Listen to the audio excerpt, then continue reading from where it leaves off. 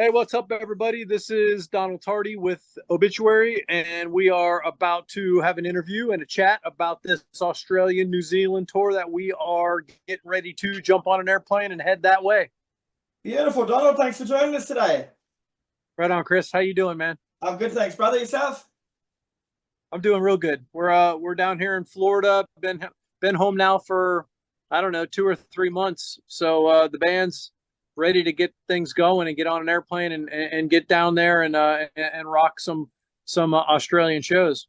Beautiful, mate. So, Obituary kicked start 2024 with a tour of Australia starting in Auckland on January the 5th before going through Christchurch, Wellington, Hobart, Melbourne, Sydney, Brisbane, and Adelaide and finishing in Perth on January the 19th. That's not a bad way to snap everyone out of the festive season. Yeah, I mean we're excited about it. We know that we don't get to Australia often enough. It's so damn far away from us that it's only so many times that we can get there. But we're excited. We're excited about the tour, but we're also excited about these pre-sales and these venues and the fans. They really seem to be as excited as we are to get this thing going. So we're looking forward to it. The tour is called the Barely Alive Tour, mate, which is a great name, but does that refer to the band or the audience? Yeah, I think that's the band after that flight trying to get to you guys.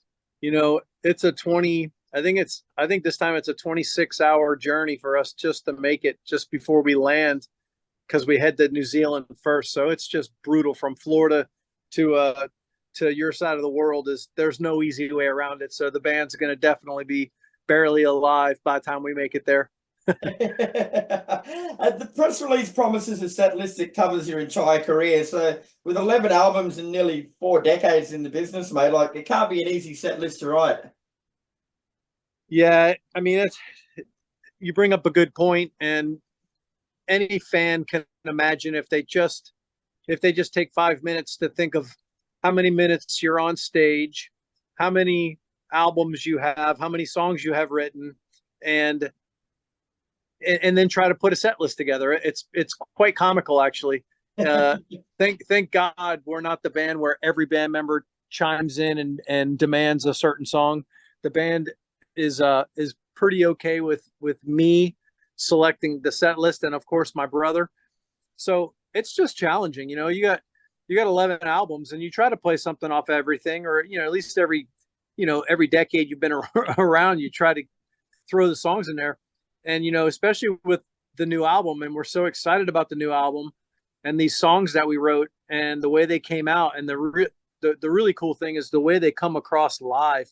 We're really digging these new songs live. So it's just a tough one to put a set list together because we want to play all the new songs, but we're not stupid. We're fans of heavy metal, and we know fans are coming out and hoping for those songs they've known forever and the ones they love. And we know that if we don't play certain songs, we're going to get bottles of beer thrown at us. You got to play stuff off Cause of Death. You got to play Slowly Rot.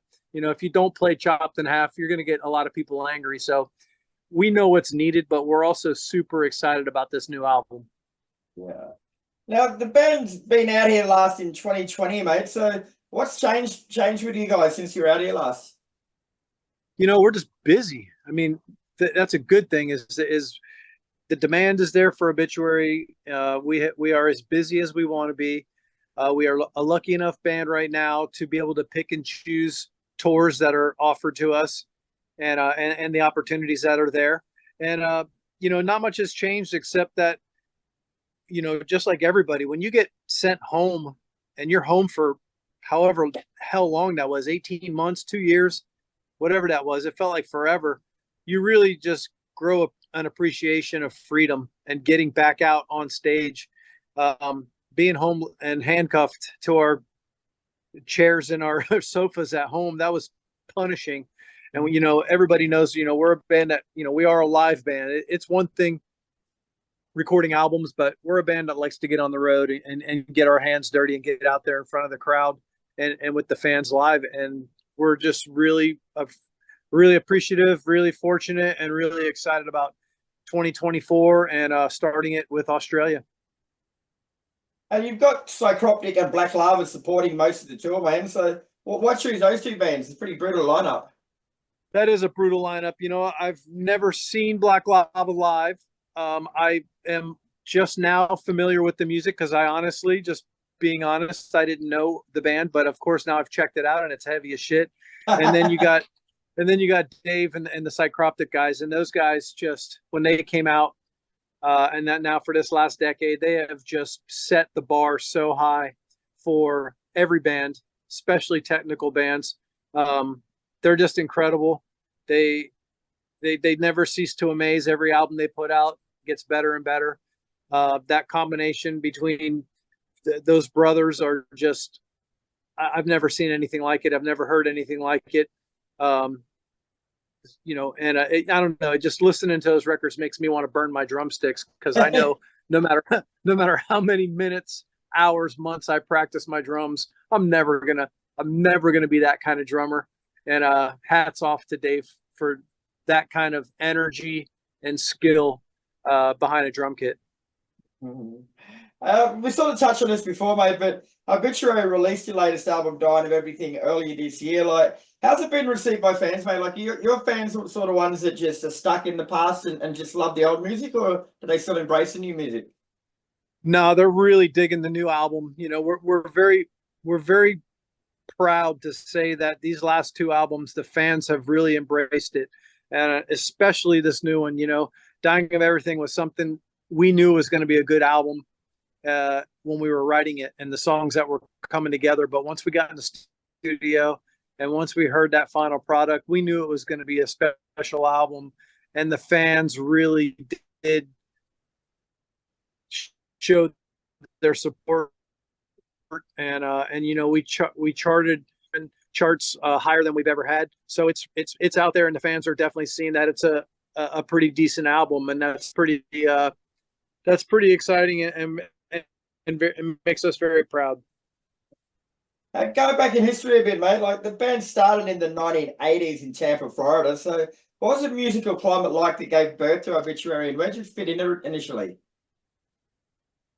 Yeah, you know, it's crazy to think that it's over 3 decades now. It's you know it's 35 years in the making, and anyone that's old enough to have been on this earth for 40 years or more, they know what it was like 35 years ago. And in music terms, in technology terms, that's an ancient time. I Mm. mean, the 80s were ancient when it comes to studios and the recording process and the musicians' ways of writing songs and remembering your songs because there was no computer to quickly record your riff or your drum beat that you just made up. And we have so many funny memories of early days when Alan West was in the band that he would always bring a straight up radio, you know, a radio with double A batteries in that thing that with a cassette, because every time we come up with an idea, we would just try to hurry up and record it somehow to before we forget that riff. And there's so many times I remember when we were young that Trevor or Alan would play a riff and I'd be like, "Oh," I'm like, "Dude, that's killer, man. Hang on a second. Hang on.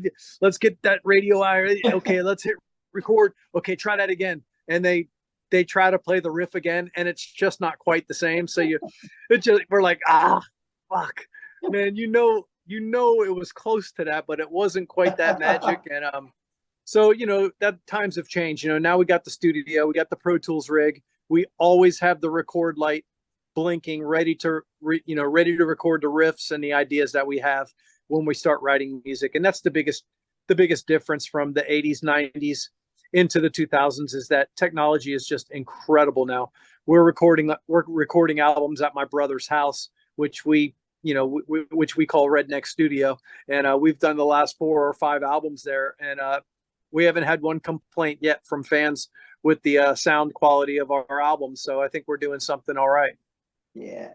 And in that 35 years or so since you've been a bandmate, like, a lot of things have changed in the music industry, especially trends and styles and fashions and things like that. Like, have Obituary ever tried to keep up with what's going on musically, or have you sort of more stuck to your own path?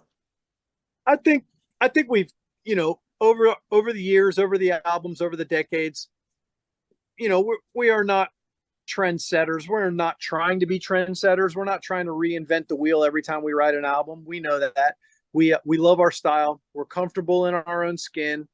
But like the difference between Slowly Rot going into 2 albums later with the Incomplete, I think the song style and the songwriting was a little bit more modern, a little bit more thought of.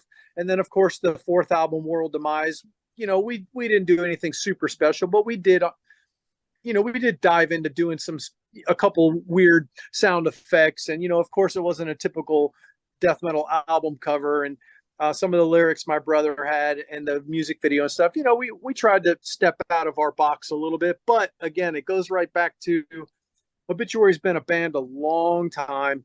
We are a staple in this death metal world, and there's fans out there that don't want change. They want us to stay that same band that they love. And I agree with that.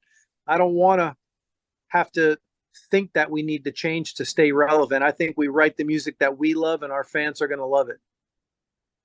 So what would you say you've learned about yourself and your music over your journey? Sum it up. I mean, we've said it many times. If that was the question, it's, we are very happy with the style that we came up with when we were young. We honed our skills all these years. And with this new album, it just goes to show that, what we believe is good and what we believe is great is not necessarily 1,000-mile-an-hour bass drums, 500 different riffs in one song. We know that keeping it simple, keeping it heavy with some groove, and really just rely on our songwriting skills, that pretty much sums up what we are as a band. Again, we are not trying to be the heaviest or the most technical band in the world. We just like writing riffs. We just love being a band, and it's really cool to know that fans are still supporting it after this many years. All right, Donald, well, thanks very much for your time, mate. It's been a pleasure speaking with you. Happy festive season to you, and we shall see you out in Australia early next year. Right. Yeah, right on, Kris. Good talking to you, and everybody. We're super excited about it, man. I hope you guys check out the website and get those tickets, because I did see pre-sales, and I can tell you right now, we are moving right along with pre-sales. These are going to be a lot of sold-out shows. So if you plan on coming and seeing us, grab that ticket, because we want you guys to come out and experience it with us. Beautiful, mate. You take care, mate. Enjoy the rest of your day. Right on. Cheers, everybody.